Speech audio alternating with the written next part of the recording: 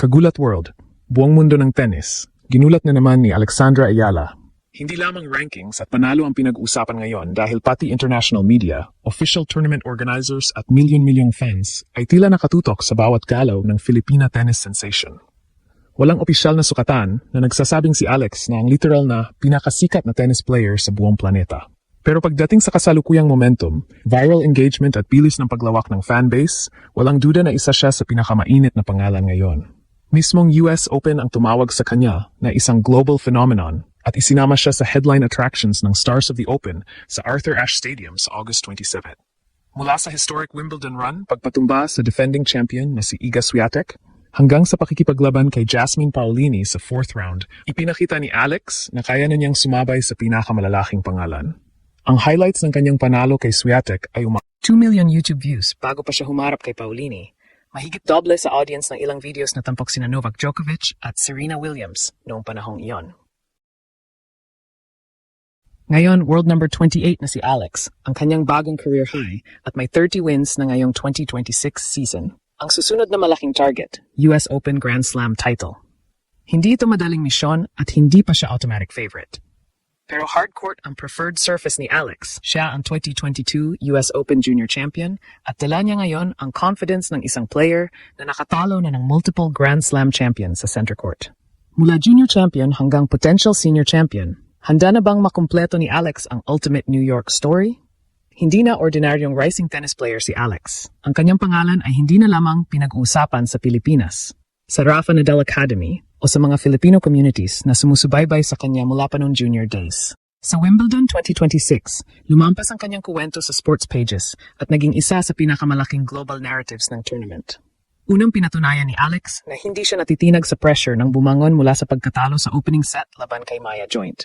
Nanalo siya 3-6, 6-2, 6-0 upang maging unang Filipino player na umabot sa third round ng isang Grand Slam. Sa halip na kabahan sa susunod na hamon, sinabi niyang handa siyang gawing mahirap ang laban para sa kanyang makakalaban, ang defending Wimbledon champion na si Iga Swiatek. At ginawa niya iyon. Sa pinakamalaking court ng Wimbledon, tinalo ni Alex si Swiatek sa straight sets, 7-6, 9, 6-2. Hindi iyon simpleng upset na bunga lamang ng masamang araw ng kalaban. Kinailangan niyang lampasan ang matinding first set pressure, iligtas ang mahalagang puntos at panatilihin ang composure laban sa isang 6-time Grand Slam champion. Ang resulta, unang Grand Slam 4th round appearance para sa isang Filipino singles player at isang career-defining victory na agarang kumalat sa buong mundo. Dito tuluyang sumabog ang popularity ni Alex. Inilarawan ng Reuters ang kanyang emergence bilang isa sa mga pinaka-compelling na kuwento sa women's tennis. Napansin din ng International News Agency ang malalaking crowd na sumusunod sa kanya sa Grand Slams, hindi lamang dahil sa kanyang fearless left-handed tennis kundi dahil sa kanyang genuine at approachable personality. Mas matindi pa ang naging paglalarawan ng The Guardian. Para sa kanilang Wimbledon report, kulang na raw ang simpleng pagtawag kay Alex bilang fan favorite dahil isa na siyang massive star kahit hindi pa siya nakararating sa Grand Slam quarterfinal. Bago pa magsimula ang kanyang laban kay Jasmine Paolini, 1.2 million views na ang highlights ng kanyang panalo kay Swiatek sa Wimbledon YouTube channel. Mas mataas iyon kaysa sa ilang videos na tampok ang global icons na sina Djokovic at Serena Williams. Hindi nito automatikong pinatutunayang si Alex ang may pinakamalaking worldwide fanbase kumpara kina Swiatek, Coco Gauff, Aryna Sabalenka o Naomi Osaka. Pero malinaw ang isang bagay. Sa bilis ng pagtaas ng kanyang relevance, engagement at mainstream attention, kakaunti ang tennis players na kayang tumbasan ang kasalukuyang momentum niya. May unique advantage si Alex na hindi madaling kopyahin. Bitbit niya ang isang bansang mahigit 100 milyong tao, ngunit wala pang established tradition sa elite singles tennis. Bawat panalo niya ay hindi lamang dagdag sa personal record, national history agad. Kapag nanalo ang isang established champion, malaking sports story iyon. Kapag nanalo si Alex, parang may bagong pinto na binubuksan para sa buong Pilipinas. Kaya makita ang impact maging sa kanyang pag-uwi. Isang packed crowd ang naghihintay sa Glorieta Activity Center para sa kanyang July 15 homecoming fan meet. May mga banners, photographs at supporters na maagang pumuwesto upang makita at makausap siya matapos ang kanyang Wimbledon campaign. At hindi lamang Filipino supporters ang kumikilala sa kanyang star power. Isinama siya ng US Open sa 4 na headline players ng Stars of the Open exhibition kasama sina Hall Fonseca, Iva Jovic at Lerner Tien. Tinawag ng official US Open announcement ang grupo bilang sa pinaka-exciting young stars sa tennis at tahasang inilarawan si Alex bilang isang global phenomenon.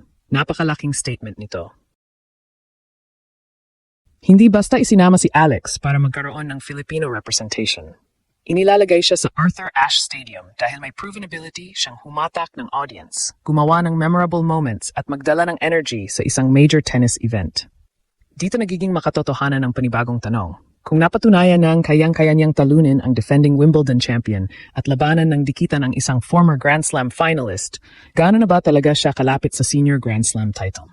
Ang target na US Open Championship ay napakalaki, ngunit hindi ito basta gawa-gawang pangarap.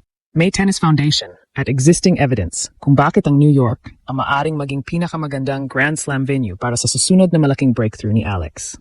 Una, hardcourt ang nakalistang preferred surface ni Alex sa kanyang official WTA profile. Sa parehong profile, makikita na umakyat na siya sa world number 28. Nagtala ng 30 wins laban sa 18 losses ngayong season at nagkaroon na ng Birmingham WTA 125 title noong 2026. Ikalawa, may special ng history si Alex sa US Open. Noong 2022, tinalo niya si Lucy Havlikova, 6-2, 6-4, upang maging unang Filipina na manalo ng Junior Grand Slam Singles Championship. Tinapos niya ang buong tournament nang hindi nawawala ng set. Ibig sabihin, bago pa siya maging international professional star, napatunayan na niyang kaya niyang mag-perform sa New York conditions at dalhin ang pressure ng championship match. Siyempre, napakalayo ng junior championship sa women's singles title. Sa senior Grand Slam, kakailanganing manalo ng 7 matches laban sa pinakamahuhusay at pinaka-experienced na players sa mundo. Maaring makaharap niya sina Sabalenka, Gauff, Swiatek, Rybakina, Paulini o iba pang dangerous hardcourt contenders. Hindi rin dapat kalimutan ang mga bahagi ng laro ni Alex na kailangan pang patatagin. Sa 4th round loss niya kay Paulini, naging problema ang first serve. Iniulat na bumaba sa halos 50% ang first serve percentage niya sa ilang bahagi ng laban, habang may serves na hindi umabot sa usual pace na kailangan sa elite women's tennis. Sa kabila nito, nakakuha pa rin siya ng second set at nanatiling dikit hanggang sa crucial break sa deciding set. Diyan makikita kung gaano kataas ang ceiling niya. Kahit hindi gumagana ng maayos ang serve, nakagawa pa rin siya ng paraan gamit ang return, court coverage, left-handed patterns, competitive defense at mental resistance. Ngunit upang manalo ng US Open, hindi maaring umasa lamang sa fighting spirit. Kailangan niyang maging mas consistent sa first serve, mas mabilis kumuha ng control sa neutral rallies, at mas mahusay na isara ang service games matapos makakuha ng lead. Bago ang US Open, magkakaroon siya ng pagkakataong mag-adjust sa North American hard courts. Nakatakda siyang sumabak sa Mubadala City DC Open, isang WTA 500 tournament sa Washington mula July 27th hanggang August Tour. Bahagi ito ng official hardcourt swing at kabilang si Alex sa field na itinampok ng WTA kasama ang iba pang malalaking pangalan.